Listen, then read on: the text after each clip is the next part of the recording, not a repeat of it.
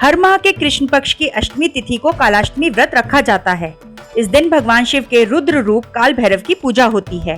काल भैरव भगवान शिव के 5वें अवतार हैं। शिव पुराण के अनुसार अष्टमी तिथि के दिन ही भगवान शिव के अंश से ही काल भैरव की उत्पत्ति हुई थी।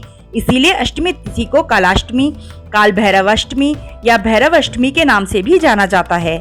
मान्यता है कि इस दिन विधि विधान से भगवान शिव के इस रूप की पूजा करने से सभी भय, रोग, दोष आदि का नाश होता है। कहते हैं जिन पर काल भैरव की कृपा होती है उनको अकाल मृत्यु का भी भय नहीं होता है।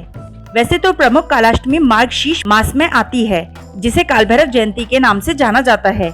लेकिन काल भैरव के उपासक हर माह की अष्टमी तिथि को काल भैरव की पूजा अर्चना करते हैं।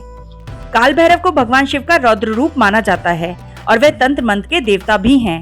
भैरव बाबा सभी पापियों को दंडित भी करते हैं, इसलिए उनको दंडापानी भी कहा जाता है।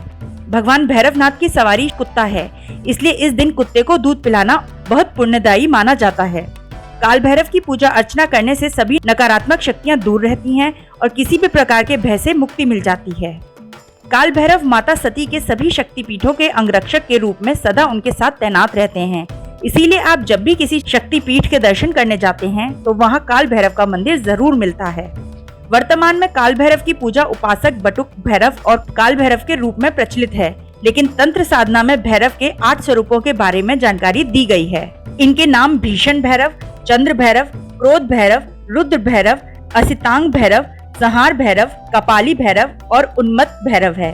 भैरव बाबा को खिचड़ी, चावल, गुड़ आदि का भोग लगाया जाता है। पूजा विधि की बात करें तो कालाष्टमी व्रत के दिन ब्रह्म मुहूर्त में उठकर स्नान आदि कर स्वच्छ कपड़े पहन व्रत का संकल्प करें। काल भैरव की पूजा रात्रि के समय की जाती है और पूरे दिन व्रत रखा जाता है।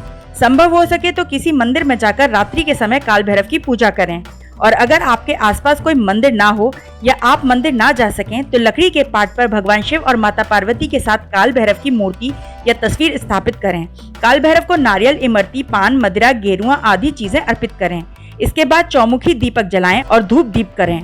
कुमकुम या हल्दी से सभी को तिलक लगाएं, सभी की एक एक कर आरती उतारें। रात्रि में धूप दीप, काली उड़द और सरसों के तेल से पूजा करने के बाद शिव चालीसा और भैरव चालीसा का पाठ करें। आप बटुक भैरव, पंजर कवच का भी पाठ कर सकते हैं। काल भैरव की पूजा उपासना के बाद काले कुत्ते को मीठी रोटी या फिर कच्चा दूध पिलाएं।